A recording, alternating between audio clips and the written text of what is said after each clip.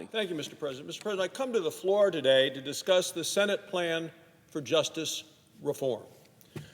First, it's important to note that justice will not come from any community with lawlessness.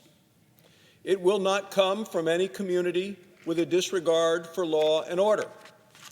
It will not come from any community with radical cuts in police budgets in cities like New York and Los Angeles.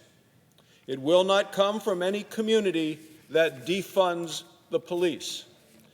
These are not the solutions that Americans are seeking, yet I see headlines from around the country with pictures of those demonstrating and applauding Democrat politicians who are calling for defunding of the police, the Democrat politicians who are demanding not just defunding but also dismantling the police in their own communities.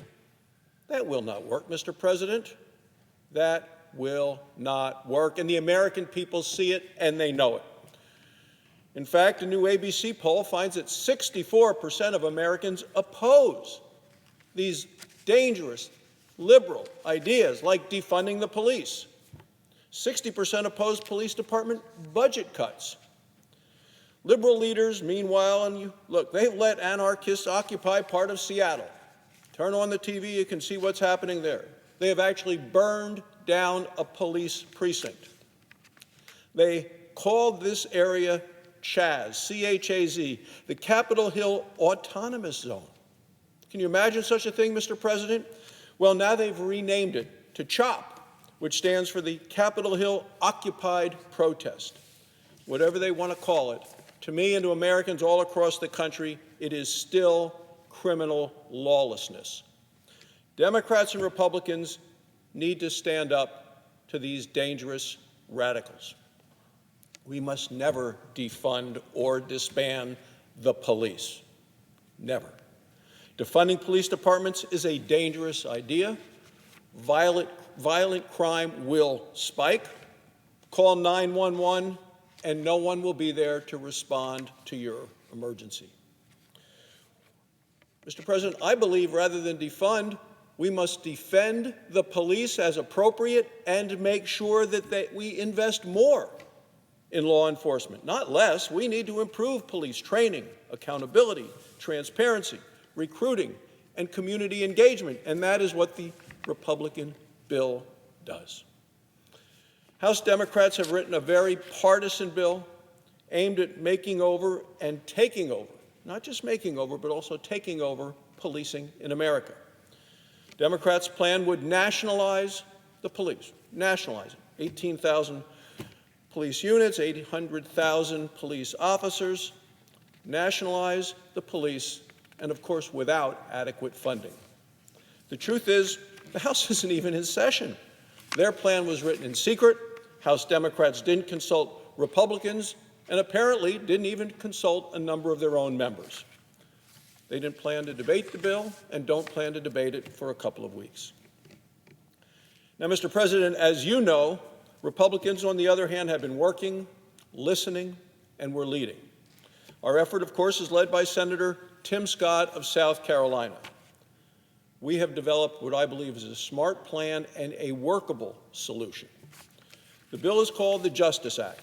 It's written to garner bipartisan support, and I hope some of our colleagues on the other side of the aisle will join in this effort. This is a sensible measure that will make bipartisan justice reform a reality that we need. It's not a political exercise. It's practical legislation, and it deserves to become law. And so I hope Democrats will join in the effort. The Justice Act includes a number of very important reforms.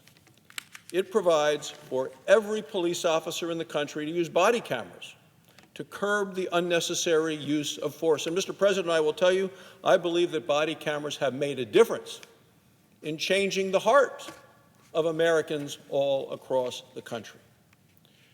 It requires states that receive federal grants to report details of all uses of force causing death or serious injury. For the first time, we'll have real actionable data. It promotes greater access to officer employment records to improve hiring practices. This prevents bad officers from moving from one department to another. It provides funds to help police departments recruit and hire officer candidates that better reflect the diversity of the communities in which they serve. It requires higher standards for police to obtain and use no-knock search warrants. These warrants will allow officers to enter homes without announcing their presence. Mr. President, our bill creates 2 commissions to report back to Congress. A new commission on civil rights will study and report on ways to address issues affecting black men and boys. And a criminal justice commission modeled on the 9/11 Commission. It will recommend criminal justice reforms. Now, Mr. President, the Senate has already passed this commission, and we've done it unanimously. We sent it to the House, and they have failed to act. Our bill also requires police training on de-escalation tactics and alternatives to the use of force. Mr. President, I believe the Justice Act is important legislation. I'd like to see it on the floor in the very near future. Still, Mr. President, there are limits to federal action. Law enforcement is governed by state laws and is largely managed by local officials. State and local leaders must step up and do their part. With the Justice Act, we have taken an essential step forward in what we all realize is a necessary process. So I urge all my colleagues, both sides of the aisle, to support this plan for necessary justice reform. Thank you, Mr. President. I yield the floor and suggest the absence of a quorum.